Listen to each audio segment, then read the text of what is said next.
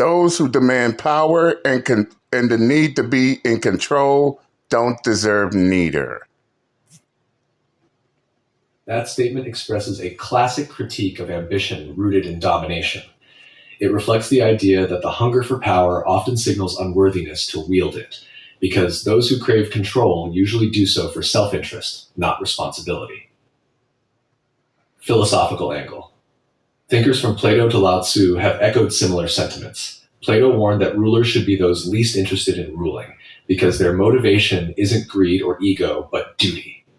Lao Tzu taught that true leadership is guiding without force, leading by example rather than domination. The paradox of power.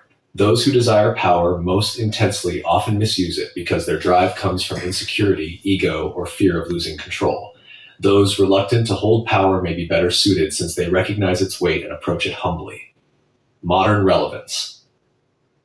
In politics, business, or even personal relationships, people who demand to be in control often become tyrannical or manipulative. Real authority doesn't come from demanding obedience. It comes from earning trust, showing wisdom, and exercising restraint. In other words, those who seek power for its own sake reveal why they shouldn't have it. Would you like me to sharpen this into a short quote-style version, like something you'd see in a book of maxims, or expand it with more real-world examples? Real-world examples. Got it. Let's ground this in history and modern times. Here are some real-world examples of how people who demanded power often proved they didn't deserve it. 1. Napoleon Bonaparte. Napoleon rose from a revolutionary general to emperor of France by sheer will and ambition. He constantly sought control over Europe, declaring himself the ultimate authority. While brilliant as a strategist, his hunger for domination led to reckless wars that devastated the continent and ultimately destroyed him. His exile to St. Helena is a classic case of overreach from a man who demanded too much power. 2. Adolf Hitler. Hitler's rise was fueled by his obsession with total control over the German people, the government, even the very definition of who was allowed to live. His demand for absolute power created one of history's darkest regimes, showing that those who lust for control often become tyrants, sacrificing millions of lives to satisfy their obsession. 3. Joseph Stalin. Stalin didn't just seek power, he engineered paranoia to maintain it. By demanding unquestioned loyalty and control over every aspect of Soviet life, he orchestrated purges, gulags, and famines that killed millions. His legacy proves that the more absolute the control, the more devastating the consequences. 4. Idi Amin, Uganda.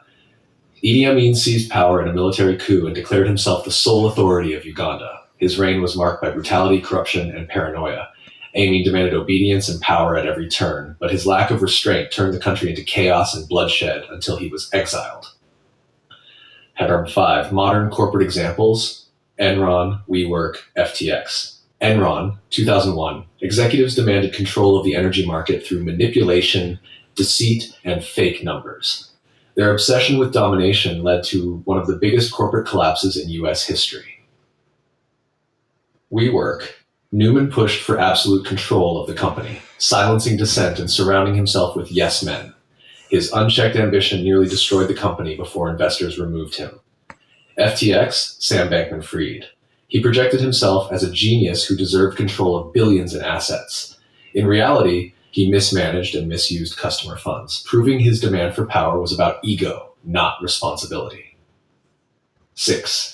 Everyday politics. Even on smaller scales, you can see it in corrupt mayors, dictators for life, or even HOA board members who obsess over control.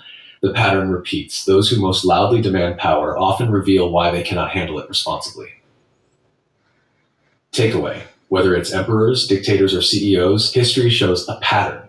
The louder someone insists on holding power, the more dangerous they are when they get it. True leaders don't demand power. They accept it when entrusted and use it responsibly. Want me to also flip this and give examples of reluctant leaders who didn't want power but proved worthy when it was thrust upon them? That contrast might really sharpen the point. Come on.